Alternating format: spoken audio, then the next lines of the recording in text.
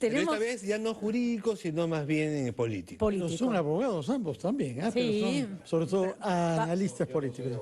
Ahí está, muy bien. Con estudios de Derecho, ¿no? Con Sí. estudios de Derecho. Muy bien, entonces acá conoce. tenemos más vela en este entierro, ¿ah? Porque ya podemos opinar con más igualdad de condiciones. Está con nosotros el periodista político César Campos y el politólogo Carlos Fernández Fontenoy. Muchísimas gracias por estar con nosotros, señores. Bienvenidos. Gracias. Bueno, seguimos con la pregunta que todo el mundo se hace. ¿Y ahora qué? Lo primero, me gustaría que opinen sobre el debate anterior, desde la perspectiva no estrictamente jurídica, sino política. ¿Le conviene al presidente Vizcarra que se pronuncie sobre este tema el Tribunal Constitucional, sí o no? Le conviene al país, en realidad, ¿no? No solamente al presidente Vizcarra, sino que debemos tener un parámetro establecido dentro de los marcos constitucionales para saber si es que Vizcarra ha interpretado la Constitución a su libre albedrío o ha correspondido a una denegatoria de confianza, como la ha entendido él. Yo creo que es un debate que tiene que ser zanjado. Definitivamente no podemos avanzar si no hay, como lo ha sugerido el secretario general de la OEA, alguna solución de esa vía. No sé si lo tenga que hacer este Tribunal Constitucional el futuro, pero de hecho todas las miradas están puestas en el órgano llamado a ser el intérprete último de la Constitución, ¿no? Mira, el debate anterior ha sido muy interesante. Yo creo que luego que, digamos, se nombre el nuevo Congreso y tengamos nuevo presidente, se seguirá debatiendo sobre este tema. Es un tema muy interesante, es algo nuevo para el país y por eso es que el debate, digamos, está teniendo las connotaciones que tiene y eso es positivo.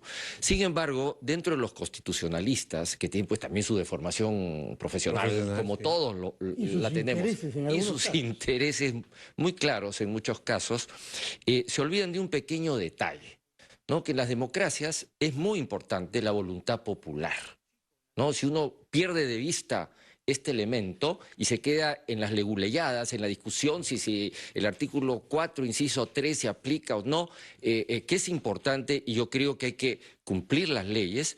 Yo creo que es también importante y más importante aún que el poder político, los representantes del país, los miembros de las instituciones más importantes del país intenten reflejar hasta donde se pueda esa voluntad popular. Y la voluntad popular que fue expresada con los votos. La última vez fue referéndum. Y en el referéndum, como todos recordamos, más del 80% aprobó las posiciones del actual presidente. Ahora, si nos llevamos ya por las últimas encuestas, estamos viendo que casi el 90% de la población, es decir, la voluntad popular, apoya este cierre del Congreso. Y no solamente la voluntad popular, instituciones importantes del país, como es la Conferencia Episcopal, la Asociación de todos los gobernadores de las regiones, todos los alcaldes del Perú, gran parte de la sociedad civil, muchos profesionales, colegios profesionales, etcétera, están de acuerdo.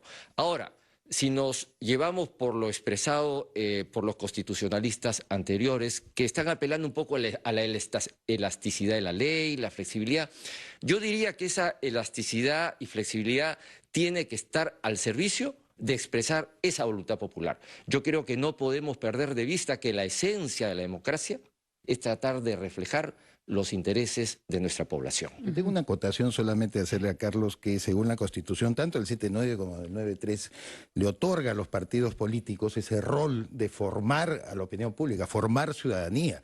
Hace poco escuché, no sé si aquí en otro medio de comunicación, a Hernando de Soto, una reflexión interesante, si realmente nosotros hemos practicado un referéndum o una especie de plebiscito, porque el referéndum de alguna manera nace de la voluntad popular. Los que lo practican, como los suizos, por ejemplo, son los que le ponen como ciudadanos, ¿no es cierto?, y a través de sus organizaciones políticas en la mesa al poder electoral, al poder político, la necesidad de debatirlo.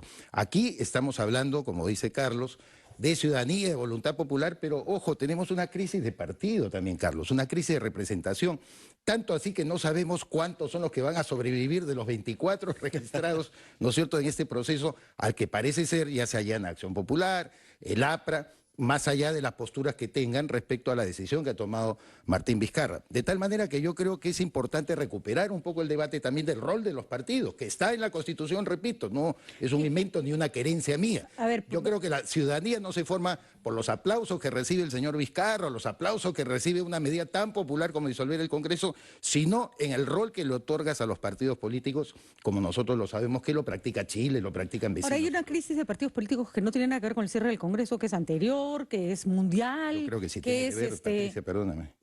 No, el cierre del Congreso es una consecuencia de la crisis de los partidos políticos. La crisis de partidos políticos, César, está en todo el mundo, independientemente de si hay Congreso o no hay Congreso. La gente ya no considera que los partidos políticos son canales de representación.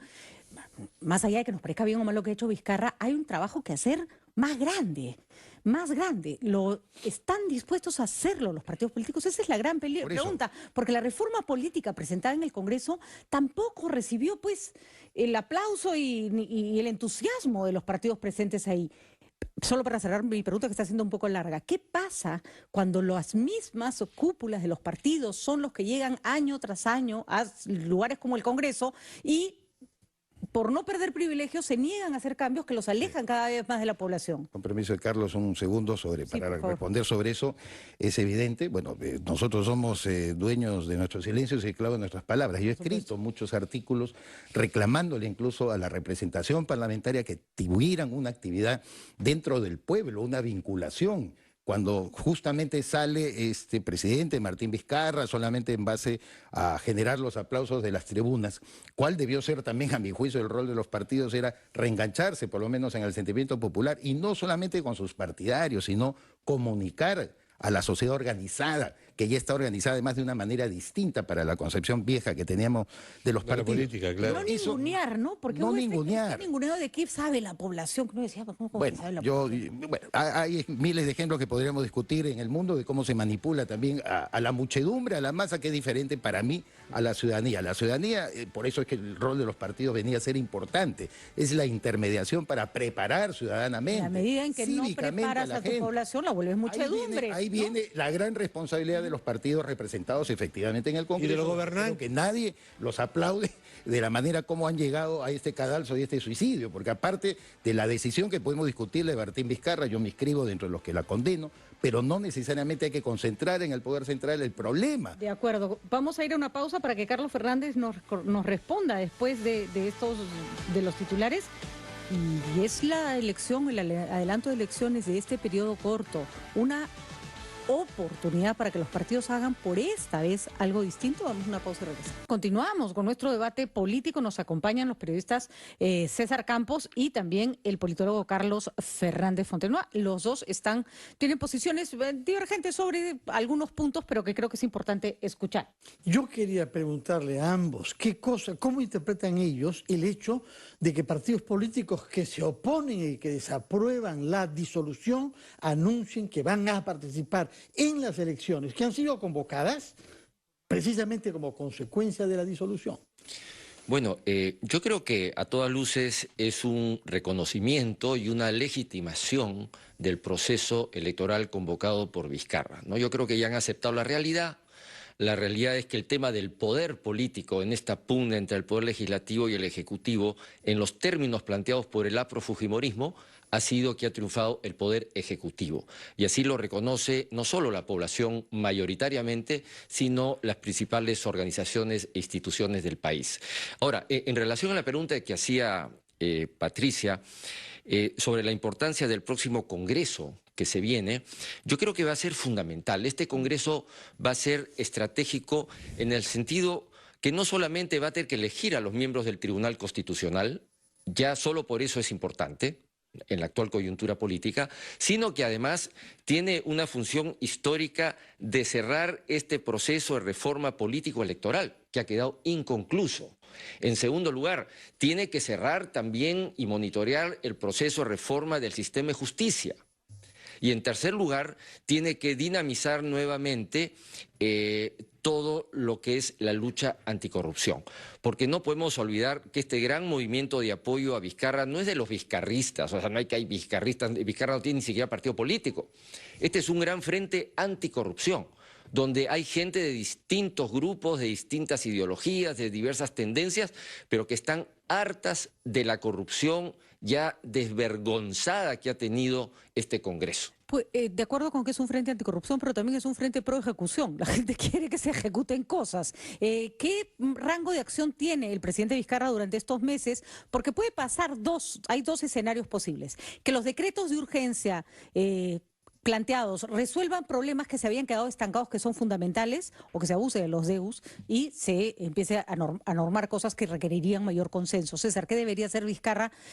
Más allá de que se pronuncie o no se pronuncie el Tribunal Constitucional, en el escenario más próximo que tenemos, que son estos meses hasta enero en el que se va a quedar en el poder. Lo que creo que hay una coincidencia casi general, ¿no?, de la población, dentro de los analistas y todo, es en la mediocridad del gobierno del señor Vizcarra. El titular del diario El Comercio señala que ministerios han usado solo, estamos a mes de septiembre, a octubre entrando, ¿no?, el 10º mes del año, solo 43% del dinero para sus proyectos. Mediocridad como gestión, quiere decir. Como gestión, efectivamente. El ingeniero Vizcarra es un hombre de buenas formas, pero a mi juicio con unas limitaciones tremendas que pues, tendría yo un rosario, que ya lo he expresado en varias columnas, de cosas que él ha dicho y ha señalado, que la verdad demuestra a veces un límite. Sorprende lo que dice, porque hay muchos que creen que lo que no tiene justamente es buenas formas. No, es un hombre de formas. Hasta para poder disolver el Congreso ha tenido formas, ¿no? Digamos, no es un hombre grosero. No es un hombre grosero, no es, digamos, gritón ni nada por el estilo, que me parece bien introducir esa característica en los políticos. Respecto a tu pregunta, Fernando, es muy interesante porque, de hecho, lo que los partidos están haciendo ahora, y lo señaló Jorge El Castillo, por ejemplo, del APRA ayer en un programa de televisión, lo he copiado, dice, vamos a ir a estas elecciones, es una decisión difícil porque se puede decir que eso convalida la disolución del Congreso.